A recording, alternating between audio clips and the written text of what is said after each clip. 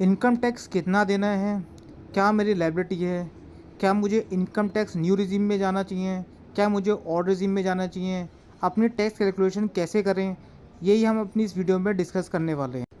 आप देख रहे होंगे कि हम इनकम टैक्स की वेबसाइट पे आ गए हैं। इनकम टैक्स की जैसे ही वेबसाइट ओपन करेंगे तो आपको यहाँ पर क्विक लिंक का ऑप्शन दिखेगा। क्विक लिंक के पास जाएंगे तो यहाँ पर आपको इनकम टैक्स कैलकुलेटर का एक ऑप्शन दिखेगा। आपको बस यहाँ पर क्लिक करना है और जैसे ही आप इनकम टैक्स कैलकुलेटर को क्लिक करेंगे तो इनकम टैक्स कैलकुलेटर का जो पेज है वो ओपन हो जाएगा। हमें कौन सी रिजीम ऑप्ट करना चाहिए, किस रिजीम में कम टैक्स बन रहा है, ये दोनों फंक्शनैलिटी इनकम टैक्स की वेबसाइट पे अवेलेबल है। अब यहाँ पर हम देखेंगे कि ऑप्शन आ रहा है बेसिक कैलकुलेटर का और एडवांस कैलकुलेटर का।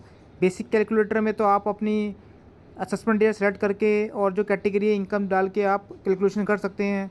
यहाँ पर आना होगा हमें एडवांस कैलकुलेटर वाले ऑप्शन पे। एडवांस कैलकुलेटर के ऑप्शन पे जैसे ही आप आएंगे तो यहाँ पर आप देख रहे होंगे सबसे पहले आता है टाइप ऑफ ITR, कि आप अपडेटेड ITR फाइल कर रहे हैं या अदर देन अपडेटेड ITR है। तो आपको other than updated ITR select करना है। अगर आप ओल्ड और न्यू रिजीम में फ़र्क देखना चाहते हैं तो यहाँ पर ओल्ड रिजीम का ऑप्शन भी आप सेलेक्ट कर सकते हैं और न्यू रिजीम का भी ऑप्शन सेलेक्ट कर सकते हैं। और बाकी फिर अपनी कैटेगरी को आप अकॉर्डिंगली सेलेक्ट कर लें, अपनी एज को सिलेक्ट कर लें, ITR फाइलिंग की जो डेट है उसको सिलेक्ट कर लें और जो भी आपकी इनकम है जिस हेड में आप उसको यहाँ पर फिल करके अपनी कैलकुलेशन को आप देख सकते हैं। सपोज़ अगर हम सैलरी की बात करें, अगर हम सपोज सैलरी डालते हैं यहाँ पर 7 लाख रुपए, 7 लाख रुपए सैलरी डालते हैं हम, तो आप देख रहे होंगे कि 7 लाख के हिसाब से कैलकुलेटर ने अपने आप ही कैलकुलेशन कर दी है कि यहाँ पर जो टैक्स लायबिलिटी है 20,000 रुपये बनी और 20,000 की उसने 87A में रिबेट ले ली। तो आप देख रहे होंगे कि जब आपने लायबिलिटी जब 7 लाख की इनकम पे देखी तो लायबिलिटी 20,000 निकली और उसकी आपको रिबेट 87A में मिल गई।